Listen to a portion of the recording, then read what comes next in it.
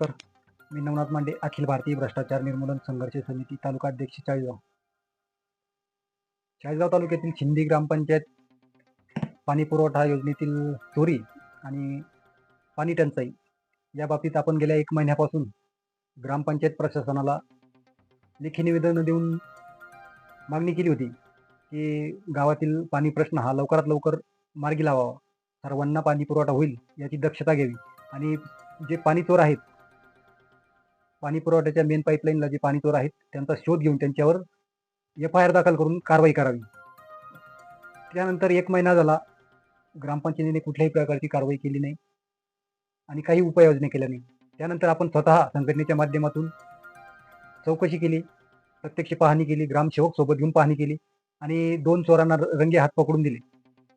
आता त्या चोरांना पकडून 15 दिवस झाले, तरीही ग्रामसेवक कुठल्याही प्रकारची त्यांच्यावर कारवाई करत नाही.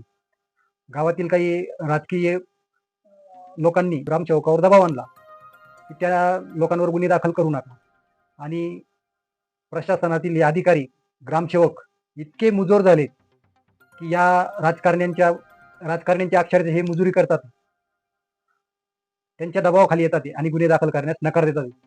त्यानंतर आपण 1 तारखेला 1 जून रोजी सर्व ठिकाणी निवेदनं दिली की 4 जूनपासून या पाणी प्रश्नाच्या बाबतीत आपण आमरण उपोषणाचा मार्ग अवलंबणार आहे. अखिल भारतीय भ्रष्टाचार निर्मूलन संघर्ष समितीच्या माध्यमातून संघटनेचे राष्ट्रीय अध्यक्ष माननीय स्वातंत्र्य सैनिक श्री प्रदीप पाटील खंडापूरकर बाबा यांच्याशी मी फोनवर चर्चा केली. त्यांनी सांगितलं उपोषण करा, काही हरकत नाही आणि त्यांच्या परवानगीने ग्रामपंचायत कार्यालय शिंदी येथे आमरण उपोषण करणार आहे. जोपर्यंत आपल्या मागण्या मान्य होत नाहीत तोपर्यंत उपोषण सोडणार नाही.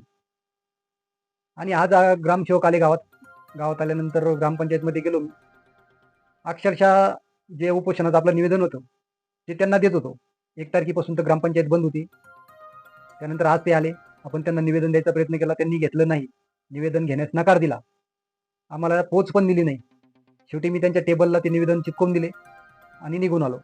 आणि त्यांनी गावातील काही लोकांना आज ग्रामपंचायतमध्ये बोलून माझ्यावर दबाव टाकण्याचा प्रयत्न केला आणि अक्षरशः आत्ता रात्री आपल्या घराच्या भिंतीला एक नोटीस चिपकून गेले की तुम्ही उपोषण करू नका, आम्ही संबंधितांवर कारवाई सुरू केली. काय कारवाई केली आहे?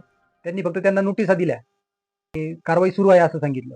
मग मला हा प्रश्न पडतो, 1 महिन्यापासून या संदर्भात आपण निवेदन देतोय, 15 दिवसापासून चोर पकडून दिले, 4 दिवसापूर्वी उपोषणाचा इशारा दिला, तरी काही कारवाई झाली नाही आणि आता उन्हाला बसायचं.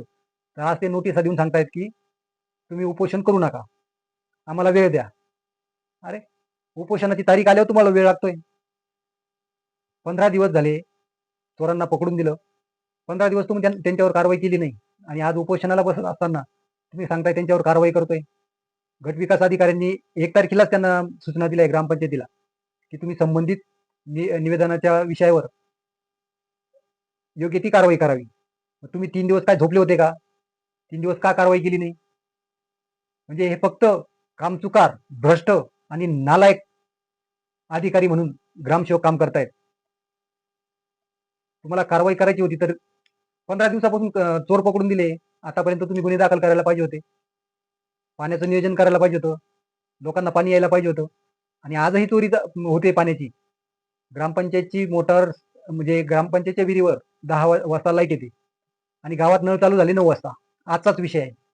9 वाजता गावात नळाला पाणी आलं आणि ग्रामपंचायतची विहिरीवर लाईट असते 10 वाजता. मग नळाला पाणी कसं आलं? मोटर बंद असताना. त्या दिवशी पण मोटर बंद असताना 6 वाजेपर्यंत संध्याकाळी नळ चालू होते गावात.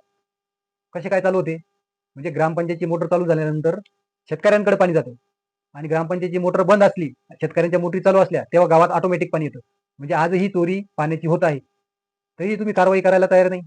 तुम्ही पाणी चोरांचा शोध घ्यायला तयार नाही, त्यांच्यावर गुन्हे दाखल करायला तयार नाही. आणि पिण्याचं पाणी हा प्रत्येक ग्रामस्थाचा मूलभूत अधिकार आहे आणि त्याच्यासाठी आम्हाला उपोषण करावं लागतंय आणि तुम्ही उपोषणाला बसू नका, नोटिसा पाठवताय. आम्ही अशा नोटिसांना बिलकुल भीक घालत नाही. तुम्ही 1000 नोटिसा पाठवा, आमच्यावर 1000 गुन्हे दाखल करा, ते आम्ही अंगावर घ्यायला तयार आहे. पण कुठल्याही परिस्थितीत उपोषण थांबणार नाही. उपोषण 10 वाजता सुरू होईल आणि जोपर्यंत संपूर्ण मागण्या मान्य होत नाही तोपर्यंत उपोषण सुटणार नाही. धन्यवाद. घ्यायला तयार नाही, आपण फक्त इथं ग्रामपंचायतच्या दरवाजाला चिपकून चालले जाणार.